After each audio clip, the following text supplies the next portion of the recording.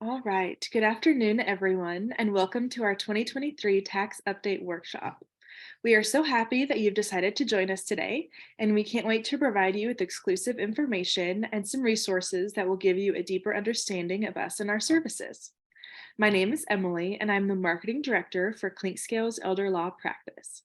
We have our main office here in Hayes, and we have our other office in Wichita, and we do serve clients and families throughout the entire state of Kansas. I would like to invite you all to type any questions that you may have in the chat box that's located at the bottom of your screen throughout the entire presentation.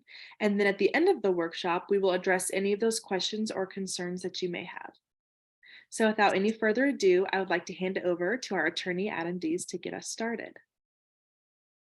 All right, well, let me go ahead and share my screen, Emily, and if you can, if you could type at the bottom, there's a chat. If you could type a Y in the chat to make sure that you can hear me. I just want to make sure that our technology is working. So if you can type Y in the chat, somebody, just to make sure that that's working well, that would be really helpful. All right. So, Emily, can you see the screen that I've got? It should say 2023 tax law updates. Is that right? Yep, looks great. Okay. So today we're just here to talk about some 2023 tax law updates. This afternoon, you're going to discover 2023 and some 2022 federal tax law changes. So that'll be federal income tax, 2023 Kansas state tax law changes. We're going to look at the future of some tax laws that are going to be coming down in the next few years. And then I know that we're all looking at the talks about the recession and whether or not the government's going to raise the debt ceiling, and just some things that you can do now to protect yourself from those, or if those things do happen here in the future. So this is for you if you want the latest tax information. This is not going to be comprehensive changes to the tax code, but it's going to be an overview of what we believe it's really important for everybody that are general everyday folks to know if you're preparing to get your taxes filed. If you're wondering if you're prepared for economic changes we're facing, again, like the debt ceiling, you want to preserve resources from the government. You don't want to pay the government too much. Now, I'm going to be honest with you. I think that everybody should pay their fair share of taxes, but that nobody should pay any more than their fair share of taxes, and their fair share of taxes is what's laid out in the Internal Revenue Code at this point, or the tax code. So if you could imagine waving a magic wand and know that you're not paying over taxes, you're staying in control of your resources, you're not losing property because of taxation, and you have peace of mind that your resources are arranged in a good way to navigate some of the bumpiness that may be coming up here in the next little bit. So here's what one of our clients said about us. I highly recommend Clinkscale's Elder Law Practice. They made me feel like things were done right and on time, made me feel comfortable and at ease. So I see there are a lot of familiar faces, so you guys know who we are, but just as a reminder, this is who we are. We're an elder law firm. We're focused on helping families preserve and protect their dignity, their health, their finances, and their legacy. We practice throughout Kansas. We've got offices in Wichita, Hayes, but we have clients clear from Olathe all the way out to Leota, Kansas. We began in 1983, and so we are really excited to be celebrating our 40th year. I'm not an accountant, but our 40th year this year. So who am I?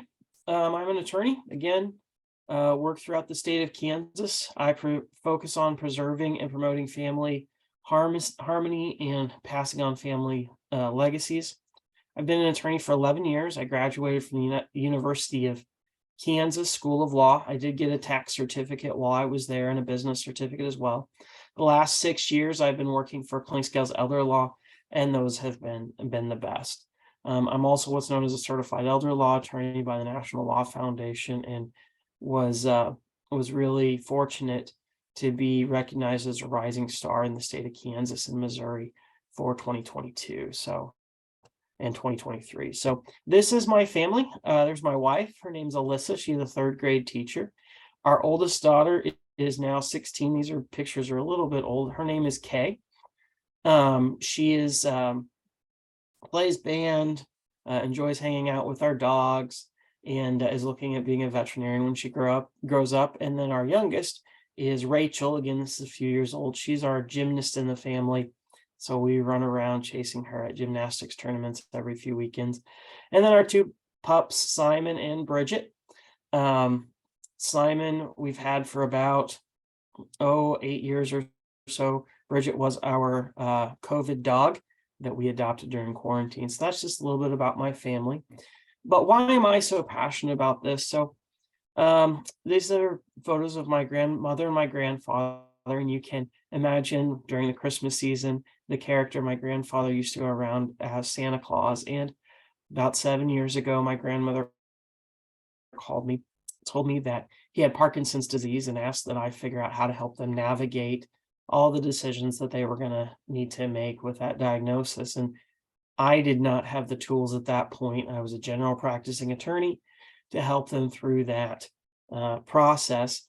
So I was fortunate that Clink Scales was looking for an attorney to help them, and I needed to learn more about this. And so that has carried me through ever since. And some of the lessons my grandfather shared with me is that family comes first, that everybody has their own experience when it comes to end of life, but that being open and honest with people is a key, and having a plan and a guide works. So we've helped a lot of families through that process. And as a part of that, we have to deal with taxes and the Internal Revenue Code.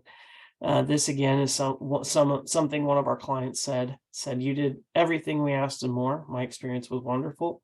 You gave me peace of mind that helped the whole family through this difficult time. Thanks for all you do." So today we're going to talk about tax law changes. We'll protect you and your wishes and provide for your family and your legacy. So again, what you're going to discover is some very important 2023 federal tax law changes, 2023 Kansas state law changes, some things that are on the horizon, and some careful planning to avoid unnecessary taxes or tax traps. And a bonus in the face of the current, we'll see what kind of gridlock with the State of the Union address that's going to be happening tonight. We have in Washington. What happens if we do run up into the debt ceiling, if we and if there are other economic turmoils. Excuse me.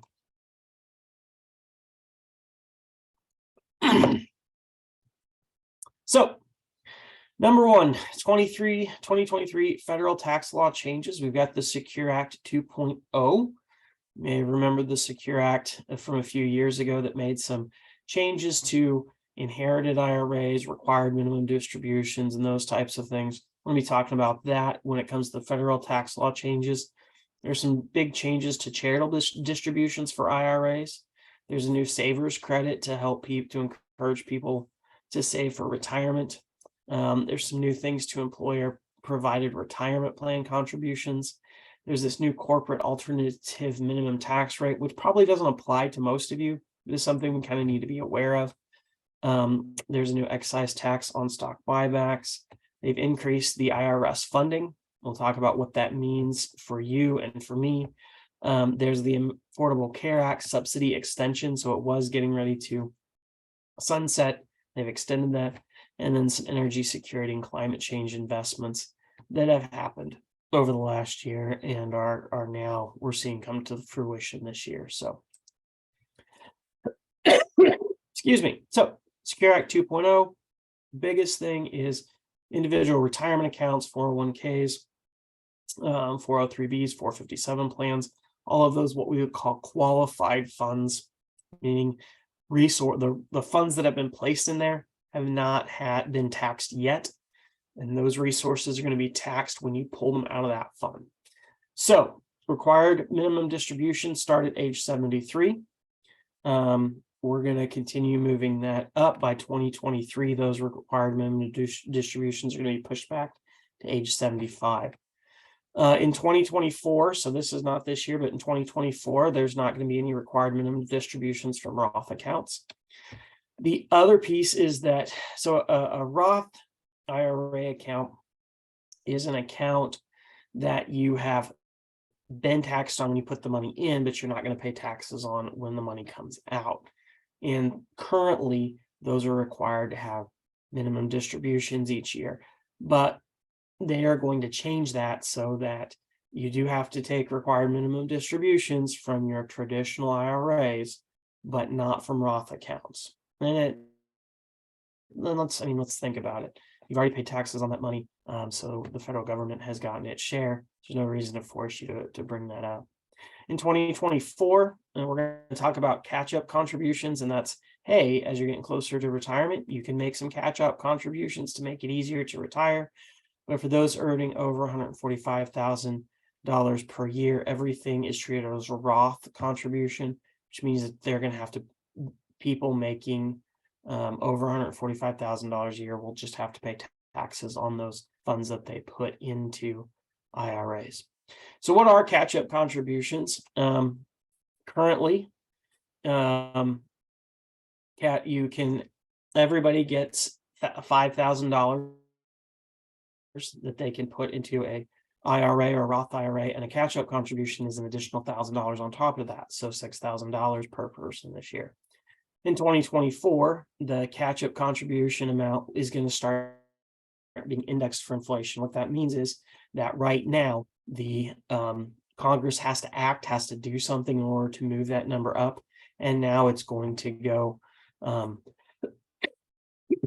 excuse me, and now that's just going to go up via, to follow inflation in $100 increments per year.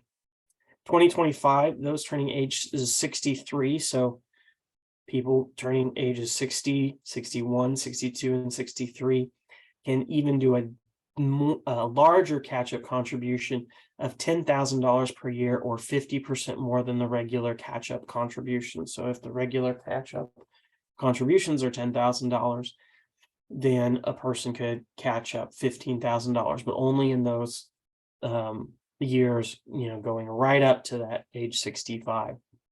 The other interesting thing that I think is going to be coming in 2024 is there's going to be a 529 to Roth IRA rollover available. Okay, so let's talk about what a 529 plan is. A 529 plan is a account that can be set up by anybody for pretty much anybody else's behalf. It can be used for education, K through 12, or higher up. In fact, both of my daughters have 529 plans. Now, what I imagine has happened is that people have created these 529 plans, and they've been sitting around for 15 years. Their children have gone to college, used what they needed to out of those 529 plans, and that money is now just sitting around. What the Act is allowing to happen is those 529 plans to be rolled over into a Roth IRA. Okay, what does that mean? That means that those funds can remain invested, and that upon pulling them out, they can be used to help pay for retirement without being taxed, and they don't have to be used for educational expenses. So, right now I've got two daughters. We're contributing to these. What I know is that if they don't use the funds in that 529 account, I can help start their retirement or them building wealth by just rolling those over into IRAs for each of them. So that's a pretty interesting new twist that I'm curious to see how many people start taking advantage of that in the future. The kicker is it has to be open for more than 15 years. So you really, need to start opening those accounts when children are 1 or 2 or 3, so you can get that 15 years in. Again, we talked about IRA catch-up contributions and the rollovers. Let's see. One thing about the rollovers is you can only roll over up to $35,000. So there is that limit on that. So Secure Act 2.0 charitable distributions. So right now you can make charitable distributions from your IRA. They have expanded that to include a one-time $50,000 distribution. The other piece is that right now you can only make $100,000 total IRA qualified distributions over your lifetime, which would include that $50,000 one time. And then you're just going to index that for inflation. So some nice little things that just start indexing for inflation. Probably should have done that when those acts were passed, but it's nice to see them getting this done now. So savers credit. So what this is this allows people to save for retirement, even if their employer may not have a match, or if they are of low income. And so there's a credit that's available, which means that reduces that person's taxes dollar for dollar. For an individual, it's up to $4,000 a year. For a married person, it's up to $8,000. There are some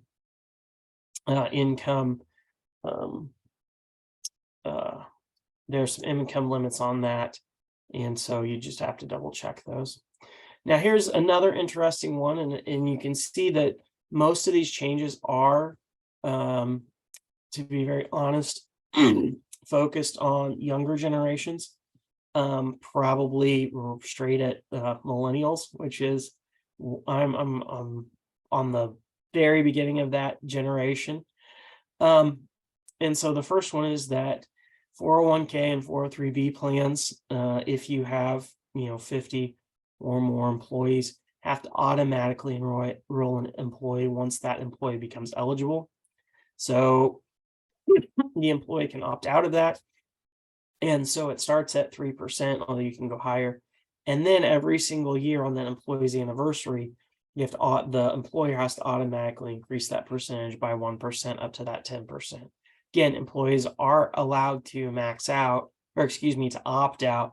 And of course, employees can choose to contribute more. But I think it's just important that it requires the employer and the employee to sit down and have a discussion about those options. The other interesting part, and I'm very curious to see how the implementation of that's going to go, is that student loan payments qualify for an employer match. So if I am paying on student loans and I pay 3% of my salary to student loans, those payments qualify for my employer to match. And so I can basically pay my student loans off and start that retirement fund through my employer at the same time, which I think is a great way, again, for people with student loans to be encouraged to save for retirement and not miss out on some early investing opportunities.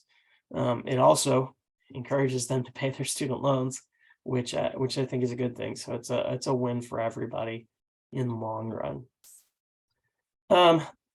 Interesting. So as many of you may know, we have actually multiple tax codes within the tax code. We have an individual alternate minimum tax, which is for people that make above a certain level. They are now implementing that type of system for the corporations. And it's going to say 15% of a corporation's alternate minimum tax on a corporation's adjusted income. There's some averaging that happens over a 5-year period, and over a 3-year period, and that average income must be over $1 billion. So a corporation that has adjusted income over $1 billion averaged over a 3-year period is going to be hit with that tax. The other interesting tax is a tax on stock buybacks. So during the pandemic, we saw a lot of companies have quite a bit of funds, and rather than issuing dividends to their stockholders to send those funds back to their stockholders, they purchase their stock back, which is a completely legitimate way of doing that. They just wanted, the federal government just thought that there should be a 1% excise tax on those stock buybacks to try to balance out the encouragement between sending out dividends to shareholders and those buybacks. Just know that it only applies to corporations like those listed on the New York Stock Exchange. So if you have like a small corporation out in Western Kansas, you're not listed on the stock exchange. I think Landmark Bank is the only company that I know out here that is listed on the New York Stock Exchange. You can go look that up. There may be a handful of others. Excuse me. But that would apply to them. Okay, everybody has heard about the increased IRS funding. There's been a lot of different reports about this. Let's talk about what it is. It's $80 billion over the next 10 years, so approximately $8 billion per year. The goal is to close the tax gap, which is the difference between what should is paid and what isn't paid. And that's about $381 billion. So from that $80 billion, the Congressional Budget Office estimates that we're going to generate about $204 billion over the next 5 years. So, it's about just under a 40% in a return on investment for the government spending that money. I'm not sure if that's going to actually happen. I'm sure that we'll be seeing reports about it. So what's the benefit for us, right? Well, people who, should have been paying more on their paying the right amount that they should be paying, right? Not a penny more, but the right amount. The goal is to get us closer to that. The other thing, and this is the statistics that I'm worried about, and that, I know a lot of people that I deal with. In 2019, the IRS only answered 60% of its phone calls. That means 4 out of 10 phone calls didn't get answered. And that was a good number in 2019. Now, the IRS is answering less than 20% of its phone calls. That means 8 out of 10. 8 out of 10 phone calls the IRS doesn't answer. Well, the reason is because they don't have the people. And so hopefully this funding will help us get our phone calls answered, get questions answered, and move along. So let's talk. Excuse me. Okay. Just to let you guys know, I'm doing this from my home. We've had a cold, and to be very honest with you, I tested positive for COVID last Friday. So I'm in the middle of a quarantine. So I apologize for my voice and working through all this, but we did want to get this information out to you guys now. So that's why we went ahead and started doing this. So let's talk about the subsidy for the Affordable Care Act. That subsidy is set to expire at the end of 2022. So it just expired, or it was set to expire. They're going to extend that subsidy through 2025. That's just going to continue to, help people afford health care. Another interesting fact is that 2022 year into 2023 is looking like more people have signed up for the Affordable Care Act than ever before in its existence. So that's good, that's bad. People are using it. So those are some of the major federal tax law changes that we're going to be looking at now and going into the future. I mostly wanted to hit on some of the big ones, especially the retirement ones that we were talking about. So with the catch-up contributions, with those different rules about charities and IRAs, and then the 529 plans and the rollovers with there. Moving on to Kansas. Excuse me. As everybody probably has heard, and if not, you are now, we are reducing the tax rate on groceries from the state level. Okay, so that's at the state level. It's not at the city or the county level. So in 2023, we're going down to a 4% at the state level. In 2024, 2%. And by 2025, we're not going to have any sales tax on food from the state level. Now, you are still going to see cities and counties applying sales tax to food. So the big thing is that if you've looked at your receipts recently, you may see that there are a couple of different taxes that you have paid. One that's on your non-grocery items. If you go to Dillon's or Walmart and you get some things that are groceries and some things that are not. And so you'll see that, that grocery sales tax, and then you'll see another sales tax from the city or the county on that as well. So no, you're not being taxed twice. Just know that that's how that's showing up on your receipt.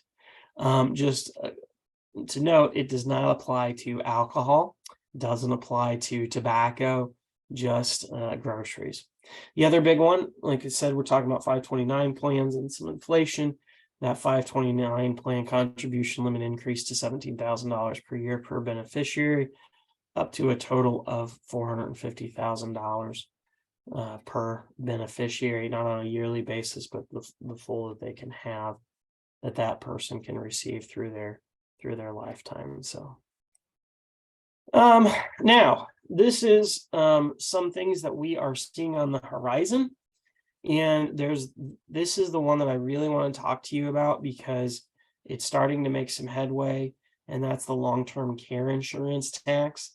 Don't know if it's good, don't know if it's necessarily bad, but let's just kind of talk through what it is, and then you can make the decision on yourself. So the other one is Medicaid expansion, which we'll talk about here in a minute. So what is a long-term care insurance tax? So this was, first proposed and passed in Washington state. And basically it says that if someone does not have a qualified long-term care insurance policy, so if somebody doesn't have an insurance policy that will help them pay for nursing home care, then that person has to pay 58 cents per $100 of income. And that is specifically designated to go into a fund for Medicaid to help pay for long-term care costs. Now, I started hearing about this last year when Washington state passed it and thought, okay, Washington is doing this. And I thought, who else is looking around? Okay, California, New York, Oregon, they're looking at doing this as well. And then this year we noticed that, hey, Minnesota, okay, well, they're kind of close. Michigan, they're kind of close. Colorado's, an interesting place to live. So they're, sometimes they're more like Oregon and Washington, and sometimes they're more like Kansas. But then the really interesting one is that Missouri has this long-term care insurance tax on the table. Now, when Washington state rolled this out, they allowed people to go get long-term care insurance. And there was a specific window that they could do it before they started imposing this tax. But New York is considering this, and California is considering this. And those states are saying, hey, you're not going to have any type of pre-knowledge about, what's going on before you do this. You either do it now without that legislation in place, or we're going to put that legislation on and you're immediately going to be subject to that tax. So I don't know where Kansas is going to end up on this. I don't think it's going to be anytime soon in our state, given the makeup of our state. But I would also be saying that Missouri would not be a place that we would see these types of things happening. And Missouri has it as something that it is seriously looking at and seriously considering. Another interesting state that is considering this is Pennsylvania, another state with a lot of farms, rural. Again, Illinois, we talked about. So keep an eye on this. I'm not sure where it's going to go or if it's going to go anywhere, but it's certainly on the table. The next thing is Medicaid expansion. In Kansas, we had the Medicaid expansion has been on the table for a very long time. So let's talk about what it is. 7 in 10 Kansans support it. 150,000 Kansans are left without health care if we don't have Medicaid expansion. Only 11 states have expanded Medicaid. So what is it? So what it does, so right now, in order to qualify for Medicaid, you can only have about, a limited amount of assets, $2,000 to $17,000, depending on the program you're on. This would increase those asset limits so that people could have more who had more resources would be able to have access to Medicaid. Because right now there's some people who have too many assets for Medicaid, but don't necessarily apply for the Affordable Care Act, and so they're kind of caught in this middle, and that's what Medicaid expansion was supposed to fix. 90% of that's paid by the federal government. 10% is paid by the state, so Kansas would have to foot 10% of the bill. Passage is estimated to save Kansas $70 million. Basically, what it would do is it would, like its name sounds, expand Medicaid to allow $150,000 of Kansas without health care to access that, and the federal government would pay the bulk of that. So I don't know if it's going to go anywhere at this point. They have the Kansas legislature has had it on the table for multiple years and it hasn't gone anyplace. But it's back on the table again, so we'll see what happens. All right. The bonus is that we've heard about the responding to the debt ceiling debate.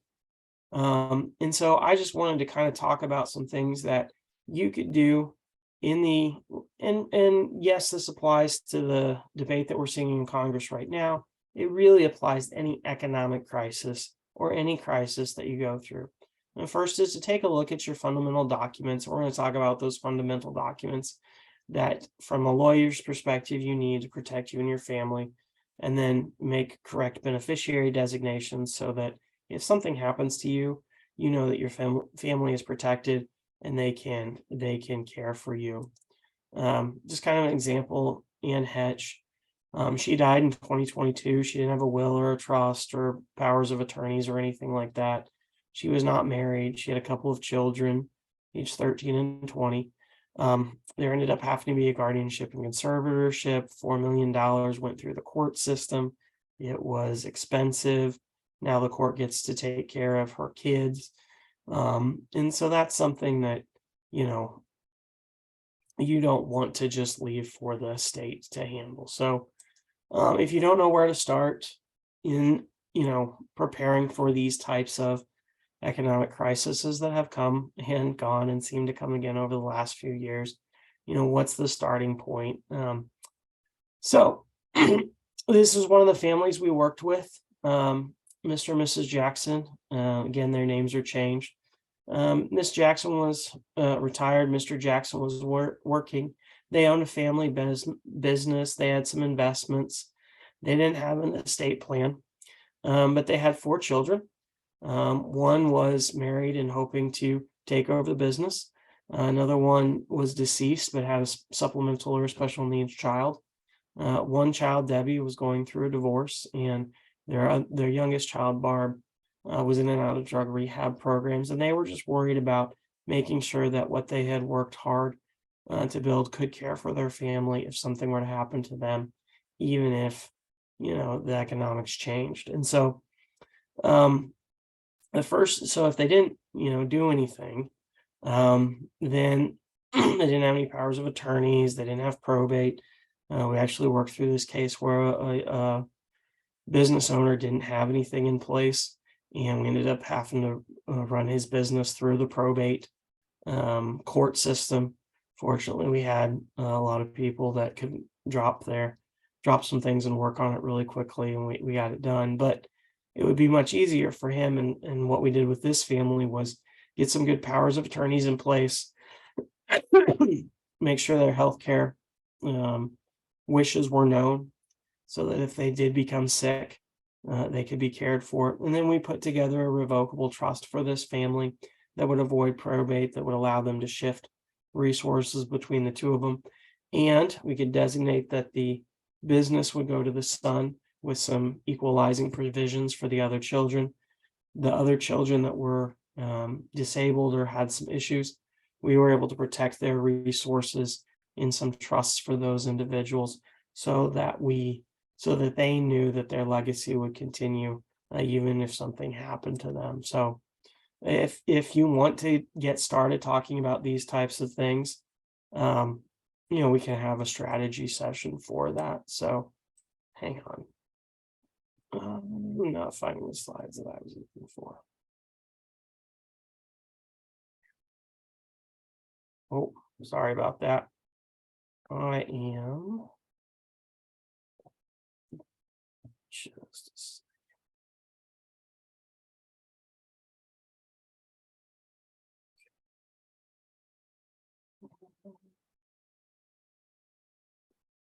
okay. So I thought I thought we were going to talk about these things. I'm sorry. So we were going to talk about some of the key documents that you would need to have in place. And for some reason, when I put this slideshow together, I left off that one very key slide. So let me just tell you about the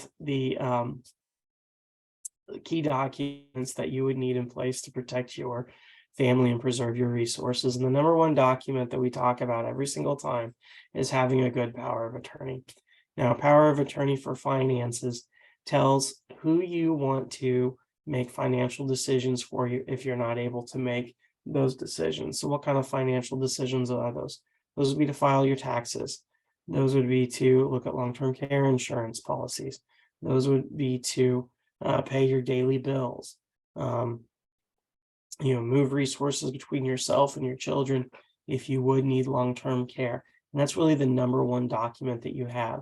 Now, Kansas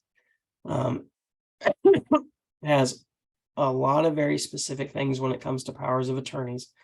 And there are 14 different specific powers, including the ones we just talked about a minute ago, that you need to specifically have in order to allow your family to protect you. So if you've got those types of documents and you've worked with our office, I know that they're in what we've created for you. But if you've worked with another attorney, you may want to go look, and you're going to want to look and see if there's homestead language.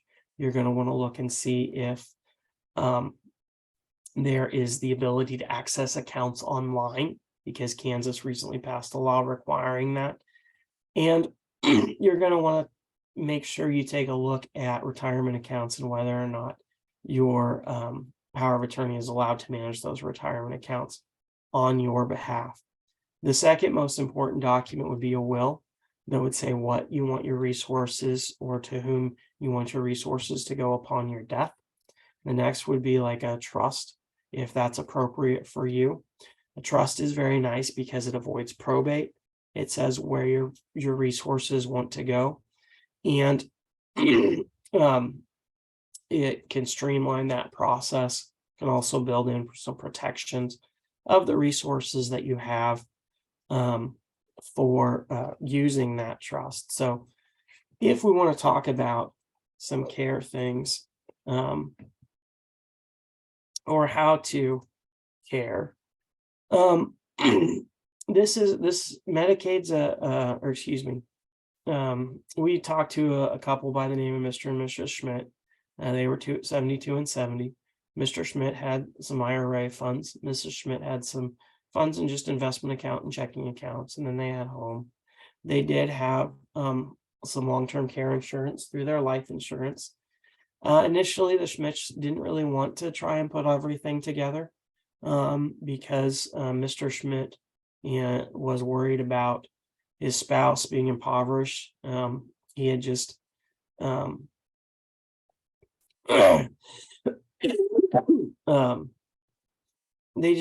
they just weren't worried about it, but they became worried that what would happen if one of them became sick. So we got them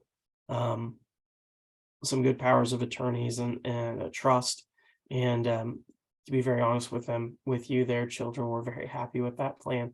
And they just know that they're going to be protected if something would happen to one of them. Another way is if, someone does need to go into a nursing home.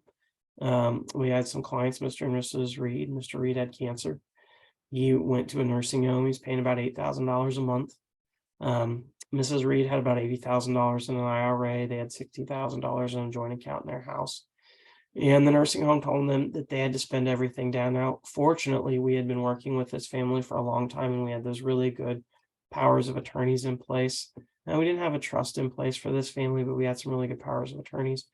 And so we were able to use those powers of attorneys to shift Mrs. Reed's IRA to her so she could keep that, the home to her, and their joint account to her.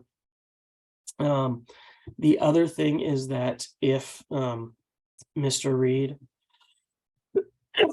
excuse me, was a wartime veteran, we could have tapped into some VA benefits as well, but we didn't need to do that. But it all started with having that really good power of attorney.